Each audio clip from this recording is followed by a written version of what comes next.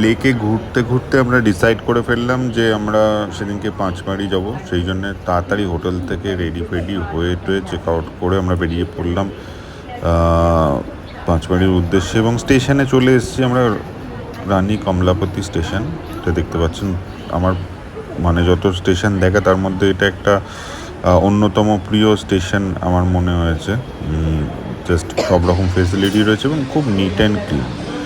তো ট্রেনে ওঠার আগে আমরা একটু কিছু খাবার দাবার প্যাক করে নেওয়ার কথা ভাবলাম, সেই জন্য চলে এসেছি। এখানে 24/7 খাবার দাবার অ্যাভেলেবেল থাকে, তবে সব ভেজ আইটেমস। তো আমরা কিছু প্যাক করে নিয়েছি, নিয়ে এগোচ্ছি এবার ট্রেনের দিকে। আমাদের ট্রেন দিয়ে দিয়েছিল তখন, তো একটু তাড়াহুড়ো করেই যাচ্ছিলাম যাতে আর কি কোনোভাবে মিস না হয়। এইটা হচ্ছে আমাদের ট্রেন। তো দেখতেই পাচ্ছেন স্টেশনটা বেশ পরিষ্কার পরিচ্ছন্ন, এবং কী বলবো, অতটাও ভিড় টিড় নেই আমাদের এখানকার স্টেশনের মতো।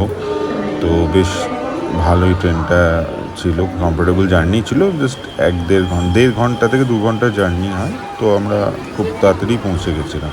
এইখানে আমাদের সিটিং অ্যারেঞ্জমেন্ট, বসেই যাব আমরা। তো জার্নি স্টার্ট করবো আমরা পাঁচবাড়ির জন্য।